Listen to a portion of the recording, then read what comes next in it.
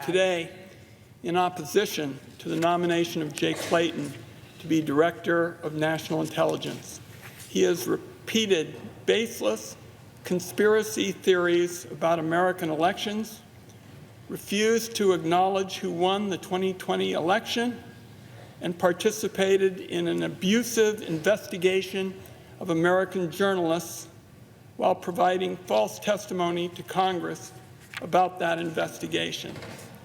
It has been clear for months that under this administration, the main qualification to be DNI is the willingness to use the position to spread conspiracy theories about elections and to help Donald Trump make it harder for Americans to vote. Even before his nomination, Mr. Clayton decided he'd show how eager he is to serve as Trump's election conspiracy wingman.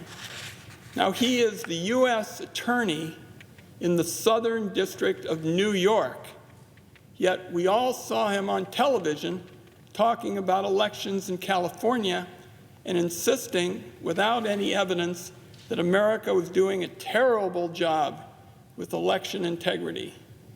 I was especially alarmed by his conspiracy mongering about vote by mail. That's how my home state of Oregon has been voting successfully for years.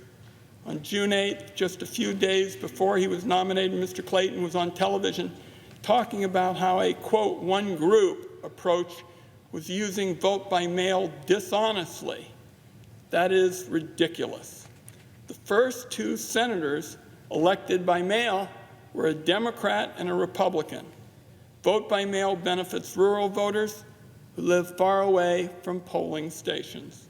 Vote by mail benefits older people who may not be able to drive.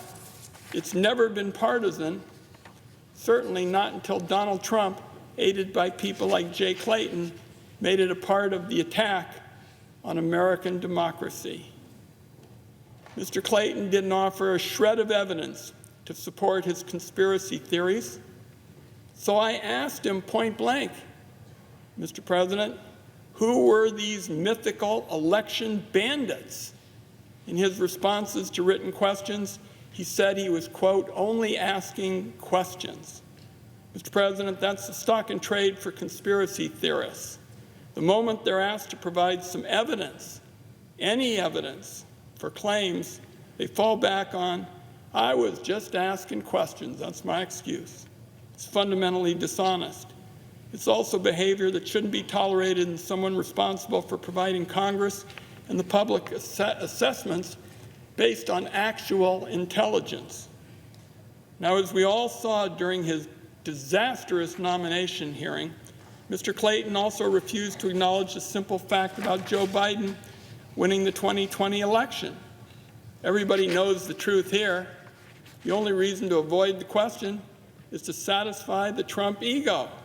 But that's what Mr. Clayton did, signaling Donald Trump and the whole country that he is never going to stand up to Donald Trump, not ever. I'm also deeply concerned about Mr. Clayton's role in the abusive subpoenas issued to the journalists at the New York Times. Mr. Clayton is the U.S. Attorney in the Southern District. He signed the subpoenas. He's responsible for the effort to intimidate the press. He's also responsible for the numerous mistakes and errors committed by the attorneys under him, which even included a subpoena to a journalist's mother. This whole mess came out in a court hearing last week, where not only did the judge criticize the government attorneys, the government itself, Mr. President, acknowledged its numerous errors and mistakes before eventually withdrawing the subpoenas. All that's bad enough. But it also raises serious questions about Mr. Clayton's testimony to the Intelligence Committee that I sit on.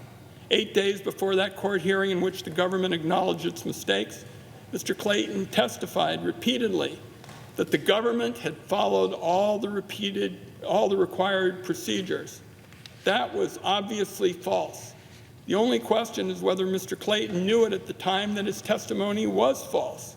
If he didn't know, then he had no idea what his own office was doing, despite having signed the subpoena, which isn't a great justification for somebody to lead the intelligence agencies. If he did know, that he may have willfully misled Congress.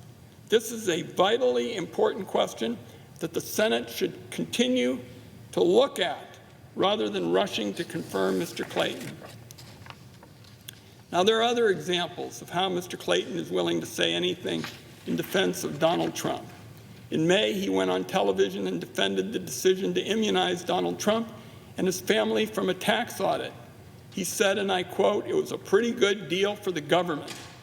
Well, it was certainly a good deal for Donald Trump and the family, but it wasn't so great for everyday Americans who don't control the IRS. And it wasn't a good deal for the government either. In fact, a judge recently found that the so-called settlement was improper, had no viable basis in law or fact, and was an abdication of the government's responsibility to zealously defend the interests of the United States. Yet Mr. Clayton was happy to go on television and defend the corruption. Finally, as U.S. Attorney, Mr. Clayton has been the lead of the administration's investigation into Jeffrey Epstein. He was responsible for the inexcusable release of information on Epstein's victims. As for his other actions related to the investigation in the Epstein files, he has refused to say. But Mr. President, someday there will be transparency about how this administration handled the Epstein case, and Mr. Clayton's full role, his full role, is going to come out. Jay Clayton has no business being confirmed for this role. He has repeatedly demonstrated his eagerness to support Donald Trump's conspiracy theories and corruption. He participated in the abuse of the justice system to try to intimidate the press. And he has provided false testimony to Congress during his own confirmation hearing. Tonight, I urge senators to oppose this nomination, and I yield back.